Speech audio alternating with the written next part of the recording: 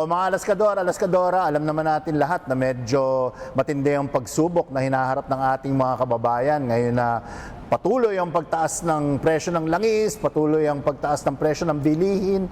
Kaya minabuti ng 4 alas na alamin mula sa mga private companies kung ano yung mga best payo nila, yung mga advice na may ibibigay nila upang makipagdamayan at tumulong sa panahon ng krisis. Kasama natin ngayon ang Chief Marketing Officer ng Metro Bank na si Mr. Diggs Dimagiba. Diggs, kamusta? Okay naman, Alan. Katulad nyo, lahat ng mga Pilipino, syempre, tuloy lang ang laban natin. Tuloy lang ang laban, di ba? Medyo austerity, medyo may cost cutting tayo ngayon. And importante talaga yung mindset and approach ngayong medyo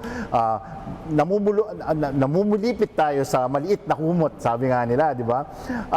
So of course, when people think of Metro Bank, pag narinig ng kahit na sinong Pilipino yan, ang unang pumapasok sa isip nila yung iconic line ninyo na you're in good hands with Metro Bank. Panahon pa ni Ronald Llamas yan. Bata pa si Ronald Llamas. Yan na yung iconic line ng Metro Bank. So, for a Filipino, medyo ano yun diretso sa puso yun because during times of uncertainty, during times of crisis, you want to feel like you're in good hands. So, ano yung payo ng Metro Bank para maramdaman ng Pilipino or malagpasan nila tong krisis na to? HANDS, which are small actions, things that pwedeng pag-isipan at gawin ng kahit sinong Pilipino ngayon para yung mga fundamentals, yung mga basics, madali kasing mawala pag maganda yung panahon. Pero ngayon na medyo mahirap at nagkakagulo, kaya nga nang sabi nila, di ba, pag bumabagyo, yung tamang pundasyon. Yung H, okay, Diggs. unang-unang H is have a plan and take control of your finances. Nako, mga alaskador, meron pa tayong plano dyan. Importante nga, gaya na nasabi ni Diggs, don't panic.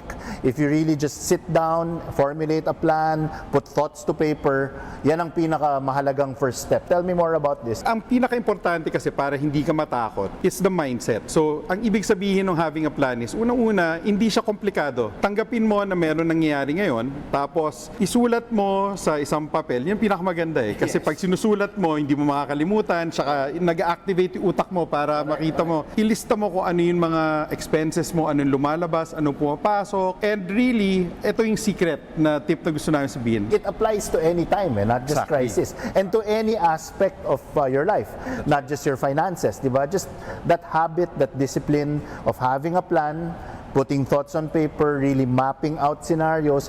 Very, very good advice. Yung A naman, ano naman yung A? A is act intentionally to avoid overspending. Iba-iba yung ibig sabihin niyan, depende sa sitwasyon ng lahat ng tao. Pero ang importante dyan is yung unang-una, alam mo kung ano yung needs mo, ano yung wants mo. Yun. And then, pag gumalaw ka, kasi yung A is about yung paglabas ng mga pera mo or paglabas ng energy mo, ng resources mo, kailangan intentional yan. Whether you're doing it on needs or even on wants. Kailangan intentional, alam mo kung bakit mo ginagawa yon and inisip mo ano yung mangyayari na susunod sa kanya. N is actually about nurture your sources of income or nurture yung pangangalaga. Inaalagaan mo yung mga sources of income mo. Interesting tong word na to, bakit namin pinili yung nurture? Kasi nurture, may dalawang aspeto yan, di ba? Ang una niya is protecting kung ano yung meron ka na. Correct. Di ba? Tapos yung pangalawang aspect is look at growth. Kasi yung nurture, di ba? Protect and then grow. Parang halaman, diba? parang bata. Exactly. You're nurturing it. And again, katulad ng sinabi natin kanina, intentional dapat yon. Kasi akala ng marami sa ating mga kababayan, hindi, kailangan ko ba magtrabaho ng pangalawa? Hindi, boss. Kahit tignan nyo lang po sa bahay natin, baka meron tayong, for example, mga gamit na duplicate, hindi na ginagamit. Correct. Baka kailangan, pwede na yan ibenta. Oo. Diba? Or baka meron tayo dyan na mga skills or hobbies na pwede naman palang pagkakitaan. Tama. Diba? Doc Guido, your stand-up comedy career might take off. Baka yan na ang second source of income mo sa pag-nurture ng iyong both protecting your existing income sources and expanding it. So, after that, we go into... Unfortunately, may mga masasamang loob, may mga tao na gustong magsamantala lalo na may ganito pa ron. So D is about defend yourself from two things. Defend yourself from scams and also the unexpected. Ang dami niyan. Ang dami, di niya ba? ngayon. Oo. Kahit sa mobile phone mo, di ba, naglalabasan, lantaran yung mga scam. At magagaling sila ngayon, ha? Hindi mo naman lang dahil sa AI. Both on the mobile side, even on the internet, even on social media. So that's actually very good advice. Defend yourself. And paano natin depensan yung ganon? Again, being intentional, tignan natin, baka marami pong mga produkto like insurance or Right. kahit magtabi tayo nung emergency fund para yung mga unexpected na ganyan, meron tayong nakatabi and may plano tayo kung paano natin didepensahan yung sarili natin. And then we get to the S. Ano naman yung S? Okay. S is spot opportunities for future growth. Ayun. Merong famous na saying, di ba, na bawat krisis ay isang oportunidad. Pero ano bang ibig sabihin nito? Kasi okay, ang ibig sabihin ba yung lang makakaroon ng opportunity sa ganito ay yung may kaya? Hindi po. Ang ibig po sabihin namin ng spot opportunities for future growth, ang unang-unang opportunity po ay sarili natin. Mag-invest po tayo sa sarili natin. Yung knowledge natin, yung financial mindfulness, financial education natin. And hands. Napakaganda naman itong acronym na ito. Literally, mabibilang mo sa isang kamay. Hands. Correct. It's 5, nasa kamay mo. Diba? Sabi nga nung isang kasama namin, uy, susulat ko siya sa kamay ko para maalala ko.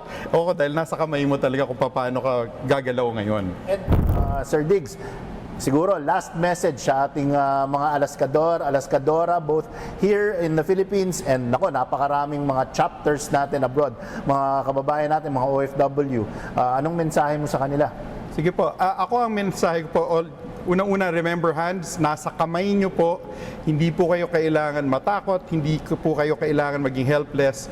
Take a hands-on approach to whatever is happening, kung ano man po yung sitwasyon nyo ngayon, and may tulong po na available kung kailangan nyo. And pangalawa po, siguro, katulad ng sabi ni Sir Alan, you also want to be good hands. Yeah. So wag po natin kalimutan to be kind, wag po natin kalimutan na tumulong din po dun sa kapwa natin. Kasi kung bawat isa po sa atin, kahit konting tulong lang din yung mabigay natin, whether advice or ano man yung pwede, siguro po lahat tayo lalabas na mas okay dito sa nangyari sa atin ngayon. Ang Chief Marketing Officer ng Metrobank, si Mr. Diggs Dimagiba, nagpapasalamat kami sa kanya at sa Metrobank para sa napakahalagang payo.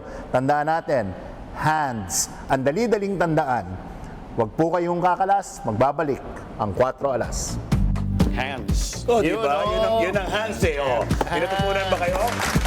Handsig nga. Sabi, meron kang kakayahang tumulong ka sa iba, pero magplano ka rin sa And sarili it mo. is literally in your hands Correct. to surpass this crisis. Kasi lahat naman tayo, and I really appreciate, sa totoo lang, and I'm sure we all did, we spoke about it, na private companies are really doing their part upang makapag-impart ng kaalaman sa ating mga kababayan na tungkol sa krisis natin, whether it be temporary, prolonged, whatever it is, these are life lessons. So, hands. Gusto ko nga yung hands eh. Hawak kamay ka din. Yeah. Hawak kamay. May ganun talaga siya. Hawak kamay din, diba? 4 alas! Hindi ka makakatakas! 4 alas!